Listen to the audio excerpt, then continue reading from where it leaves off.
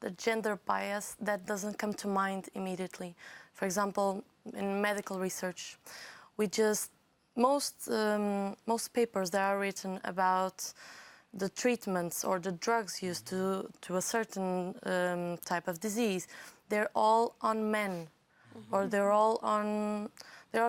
not gender specific. Yeah. So we need to stop. I mean, it's been proved that men and women are different in many ways and need differentiated treatment. So why do we keep researching things that will work for men and just assume it will be the same for women? Yeah. Most of all, I think we need to consider the gender bias that doesn't come to mind immediately. And I think that comes from three things mostly: sponsorship, mentorship, and scholarship.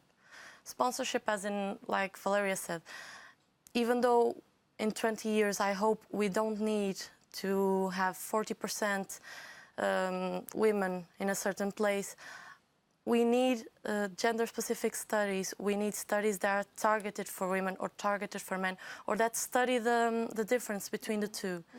Mentorship is just what we've been saying since the beginning. We need role models.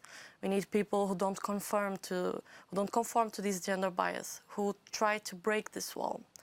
And scholarship, just trying to target people at my age, a little younger, just to think besides the point, think outside the box. Try not to do the same mistakes people have made in the past. Carlos, as commissioner and father, what do you see in 20 years? Three, and two girls and a boy.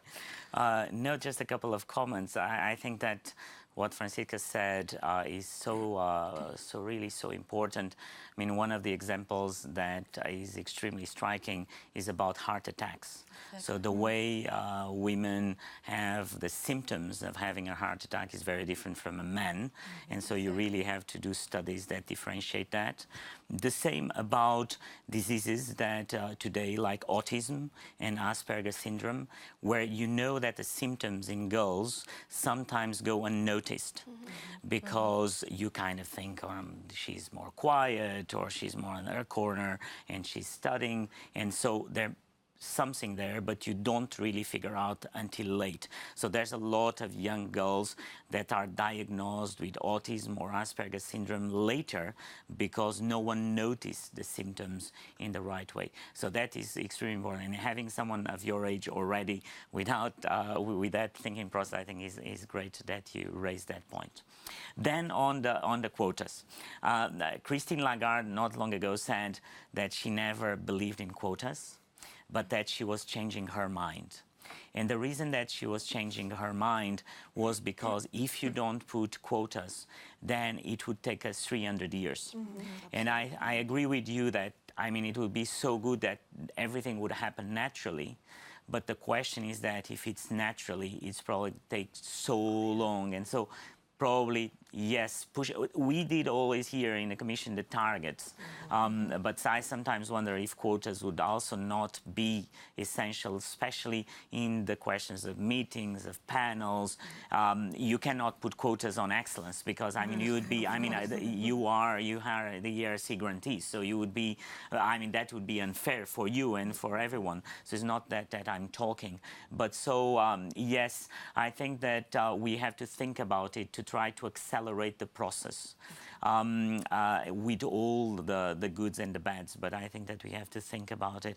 And then I mean, there was a couple of comments you made that also I thought about. One is that look at my colleagues, right? I remember at the beginning, people would talk to some of my colleagues that are women, and they say, oh my God, how do you do with this all traveling?